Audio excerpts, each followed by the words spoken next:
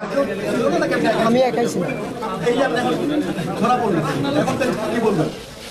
আমি তো একাই ছিলাম, জাস্ট এটা সত্যটা যেটা সত্য এটাই। আমি তো আর অন্য কাউকে আন্তাজি দোষারোপ করতে পারি না। মানে তুমি কি শুধু টাকার জন্য এই কাজটা জি, করছো? আমি এই টাকার জন্য এই কাজটা করি। বুঝতে পারছেন এবার?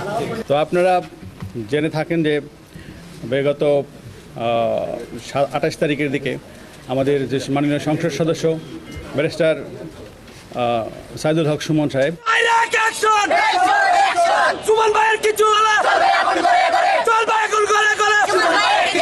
যখন এসএমটিবি হত্যা করা হয়েছিল তখন এতগুলো মিডিয়া ছিল না, তখন এই ডিজিটাল বাংলাদেশের ছোঁয়া ছিল না। জননেত্রী শেখ হাসিনা এই বাংলাকে ডিজিটাল বাংলা বানিয়েছে।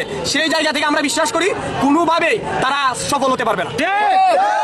আসলে হত্যার উদ্দেশ্যটা কেন হতে পারে বলে মনে হয়? দেখুন, ব্যারিস্টার সৈয়দ সাইদুল হক সুমন ভাই উনি এমপি হবার আগ থেকেই উনি বিভিন্ন অন্যায় অবিচারের বিরুদ্ধে প্রতিবাদ করে আসেন, অসঙ্গতি নিয়ে কথা বলেছেন। দেশ এবং দেশের বাইরে থেকে যারা দেখছেন সবাইকে স্বাগত জানাচ্ছি আর একবার। প্রিয় দর্শক, আমরা সরাসরি চলে যাব ভিডিও স্ক্রিনে। সেখানে আজকের ভিডিওর মূল অংশ থেকে আসবো। ভিডিওটি খুবই গুরুত্বপূর্ণ হবে, অবশ্যই ধৈর্য সহকারে পুরো ভিডিওটি দেখবেন, তাহলে বিস্তারিত বুঝতে পারবেন। ভিডিও শেষে গুরুত্বপূর্ণ আলোচনা করব। প্রিয় দর্শক, চলুন আমরা সরাসরি ভিডিও স্ক্রিনে চলে যাই এবং সেখানে বিস্তারিত দেখে আসি। আমি একাই ছিলাম। আমি তো একাই ছিলাম, জাস্ট এটা সত্যটা যেটা সত্য এটাই। আমি তো আর অন্য কাউকে আন্তাজি দোষারোপ করতে পারি না। মানে তুমি কি শুধু টাকার জন্য এই কাজটা জি, করছো? আমি এই টাকার জন্য এই কাজটা করি। বুঝতে পারছেন এবার? তো আপনারা জেনে থাকেন যে বিগত 28 তারিখের দিকে আমাদের যে মাননীয় সংসদ সদস্য ব্যারিস্টার সাইদুল হক সুমন সাহেব ওনাকে একটা মেসেজ দিয়েছিল যে আমাদের ওসি চুনারুঘাটের মাধ্যমে, যে আমি একটা তথ্য দিতে চাচ্ছি, যে তথ্যটা অত্যন্ত গুরুত্বপূর্ণ আমাদের সংসদ সদস্যের জন্য। তো আমাদের ওসি সাহেবকে সে বলতে চাচ্ছিল না, সে বলল যে আমি সরাসরি ওনাকেই বলবো। তো যেহেতু সে বলতে চাচ্ছিল না এবং একটা থ্রেটের বিষয়ে বলবে, সেই প্রেক্ষাপটে আমাদের ওসি সরাসরি সংসদ সদস্যর কাছে গিয়েছিলেন। তো ওনাকে জিনিসটা বলার পরে উনি হোয়াটসঅ্যাপের মাধ্যমে তার সাথে কথা বলিয়ে দেয়। তো আমাদের মাননীয় সংসদ সদস্য ওনার পরিচয় জানতে চায়, বাট সে পরিচয় বলেনি, পরিচয় দিতেও চায়নি। তো আমরা যেটা প্রাথমিক ইনভেস্টিগেশনে যেটা পেয়েছি, সে মূলত আসলে গেমলার, অনলাইন গেমলার ছিল এবং গেম খেলে, প্লাস সে হলো বিদেশে টাকা পাঠানো, বিদেশে লোক পাঠানোর নামে প্রতারণা করে, টাকা আদায় করে মানুষের কাছ থেকে, লোক পাঠাতে পারে না। এবং সে কিন্তু ব্যক্তিগত জীবনে 2 বিয়ে করেছে। তো তার মূলত টার্গেট ছিল যে সে সবসময় ডার্ক ওয়েবসাইটে গিয়ে একটি লিঙ্ক পায়, সেটা হলো হিটম্যান ওয়েব যে লিঙ্ক, সেই লিঙ্কে সে একটা গল্প দেখে। সেই গল্পতে ছিল যে এক ইন্ডিয়ান এক বড় ব্যবসায়ী ছিল, সেই এক প্রতারক ওই ব্যবসায়ীকে বলেছিল যে আপনার একটি গুরুত্বপূর্ণ তথ্য আছে, যে আপনাকে মারার জন্য কিছু লোক রেডি আছে, তো আপনি যদি আমাকে কিছু টাকা পয়সা দেন তাহলে আমি সেই তথ্যগুলো বলে দিব। তো সেই ব্যবসায়ী তাকে সেই প্রেক্ষাপটে মানে কৌতূহলবশত কারা আমাকে হত্যা করতে চায় সেই তথ্য জানার জন্য তাকে কিছু রুপি দেয়। তো সেই প্রায় 2-3 লক্ষ রুপি দেওয়ার পরে তখন সে তো প্রতারক, তখন ওই ব্যক্তি কী করে, সে আবার তার মোবাইল থেকে সে চলে আসে, মানে অফলাইনে চলে আসে এবং তার সব কিছু বন্ধ করে দেয়। তো সেও সেই গল্পের ছলেই মনে করেছিল যে আমিও দেখি কিছু টাকা পয়সা এইভাবে ইনকাম করতে পারি কিনা। তো সে তো দেখতে পাচ্ছে যে বিভিন্ন মিডিয়াতে বা বিভিন্ন সময় তার বিভিন্ন থ্রেটের কথা সে জানতে পেরেছে। সে মনে করতে ছিল যে আমিও হয়তো এরকম একটা কাজ করলে কিছু টাকা পয়সা ইনকাম করতে পারবো। তো সেই প্রেক্ষাপটেই সে বলতে চেয়েছিল যে আমার কাছে একটা ক্লিং স্কোয়াডের নাম আছে, যেটা আমাদের মাননীয় সংসদ সদস্যকে হত্যা করতে চায়। তো সেই প্রেক্ষাপটেই কিন্তু সে একটা নাটক সাজিয়েছিল এবং সেটা আমাদের কাছে স্বীকারও করেছে।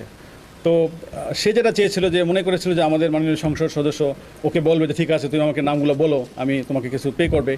যখন দেখলো যে না, সে তো কোনো টাকা পেই করবে না, বরঞ্চ সে আরও মামলা জিডি করার জন্য চেষ্টা করতেছে এবং সোশ্যাল মিডিয়াতে চলে আসছে, সে এই ভয়ে সাথে সাথে সে তার মানে মোবাইল যেটা যে সে সবসময় কথা বলতো, সেই মোবাইলটা কিন্তু সে ভেঙে ফেলছে এবং সে অন্য একটি মোবাইল নিয়ে, সেখানে সে কখনোই বাংলাদেশি সিম ইউজ করতো না, সে একটি হোয়াটসঅ্যাপ নাম্বারে কথাও বলতো না। সে হুট করে কি করতো, যে একটু ভয়েস মেসেজ দিয়ে সেই মোবাইলটা এয়ারপ্লেন মুডে রেখে দিত। তো তাকে আমরা যখনই আমাদের ওসি মাননীয় সংসদ সদস্যকে তথ্যটি দিয়েছিল, সে কিন্তু সাথে সাথে জিডি করেছিল এবং আমরা সেই জিডির প্রেক্ষাপটেই কিন্তু ওই দিন রাতেই আমরা তার যে ফ্রেন্ড ছিল তাকে অ্যারেস্ট করে ফেলি। তো ভাগ্য কত ভালো দেখেন যে আমরা যাকে অ্যারেস্ট করি সে লোকে কিন্তু তার কাছে প্রতারিত হয়েছে। সে তাকে 1,80,000 টাকা দিয়েছিল, বাট পরে জানলাম 1,30,000 টাকা দিয়েছে, 2,30,000 টাকা দিয়েছে। বাট সে যখন তার কাছে টাকাটা নেয় ওই ব্যক্তির কাছ থেকে, তো ওই ব্যক্তি তাকে বিশ্বাস করতে পারতেছিল না, তো বললো আমি আপনাকে কীভাবে টাকা দিব, আপনি যদি না পাঠান বিদেশ।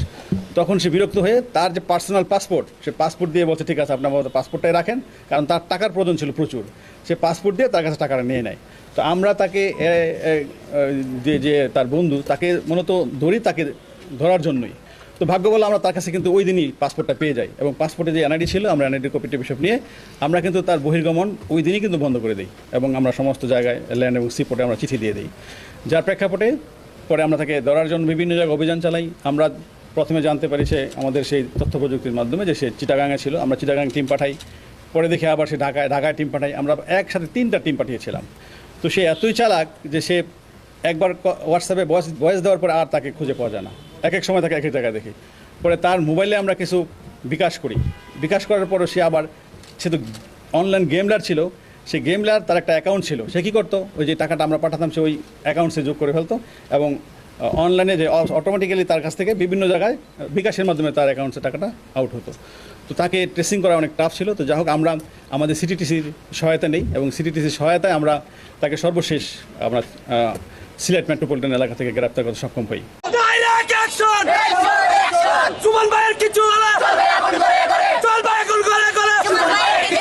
যখন এসএমকিবি হত্যা করা হয়েছিল তখন এতগুলো মিডিয়া ছিল না, তখন এই ডিজিটাল বাংলাদেশের ছোঁয়া ছিল না। জননেত্রী শেখ হাসিনা এই বাংলাকে ডিজিটাল বাংলা বানিয়েছে। সেই জায়গা থেকে আমরা বিশ্বাস করি কোনোভাবেই তারা সফল হতে পারবে না। আসলে হত্যার উদ্দেশ্যটা কেন হতে পারে বলে মনে হয়? দেখুন, ব্যারিস্টার সৈয়দ সাইদুল হক সুমন ভাই উনি এমপি হবার আগ থেকেই উনি বিভিন্ন অন্যায় অবিচারের বিরুদ্ধে প্রতিবাদ করে আসেন, অসঙ্গতি নিয়ে কথা বলেছেন। এই বলার কারণে রিসেন্টলি উনি বড় বড় রাঘব বোয়াল যারা এদেশের মানুষের টাকাকে পাচার করে সুইস ব্যাংকে, কানাডা, ইউরোপের বিভিন্ন দেশের মধ্যে সম্পদ বাড়াচ্ছে, আমার দেশের মানুষকে শোষণ এবং নিপীড়ন করে, তাদের বিরুদ্ধে দাঁড়িয়ে গেছে। যারা সরকারের বিভিন্ন পর্যায়ে আমলা হয়ে তারা এই দেশটাকে শোষণ করছে, তাদের বিরুদ্ধে দাঁড়িয়েছে। সেই জন্য এই হত্যার পরিকল্পনা চলছে। তবে আমরা বিশ্বাস করি এই পরিকল্পনাকারীরা কখনো সাকসেস হতে পারবে না। আপনারা কি চাচ্ছেন? আমরা চাচ্ছি আমাদের নেত্রী জননেত্রী শেখ হাসিনা এদেশের প্রশাসন এর পদক্ষেপ নিবে এবং যারা এই পরিকল্পনা করেছে তাদেরকে বের করে আনবে। সন্ত্রাসীদের কালো হাত ভেঙে দাও, গুড়িয়ে দাও, ভেঙে দাও, গুড়িয়ে দাও। সন্ত্রাসীদের কালো হাত মুজিবের বাংলায়, ঘাতকের ঠাঁই নাই, ঘাতকের ঠাঁই নাই, মুজিবের বাংলায়। জয় বাংলা, জয় বাংলা। আমার এই বয়সে আমার আজকে 22-23 বছর চলতেছে। এই বয়সে আমি ওই ধরনের কোনো লুকই পাইছি না। আমি তার আমার মন থেকে ভালোবাসি, প্রাণ থেকে ভালোবাসি, দিল থেকে ভালোবাসি, আত্মার থেকে ভালোবাসি। চুনারুঘাটের যে সমস্ত মানুষ তার ভালোবাসে, তার জন্য আমরা সদা সর্বদা জান দিতেও প্রস্তুত আছি। একের পর এক সংখ্যাগরিষ্ঠকে হত্যা করা হয়, হত্যার হুমকি দেওয়া হয়, তাহলে আমরা কোথায় যাবো? এই দেশের সংখ্যাগরিষ্ঠ যারা আছেন তারা কোথায় যাবেন? এই দেশে দুর্নীতিবাজের বিরুদ্ধে কথা বলা কি অপরাধ? এই দেশের যারা হাজার হাজার কোটি টাকা লুটপাট করে নিয়ে যাচ্ছে দেশের বাইরে, তাদের বিরুদ্ধে কথা বলা কি অপরাধ?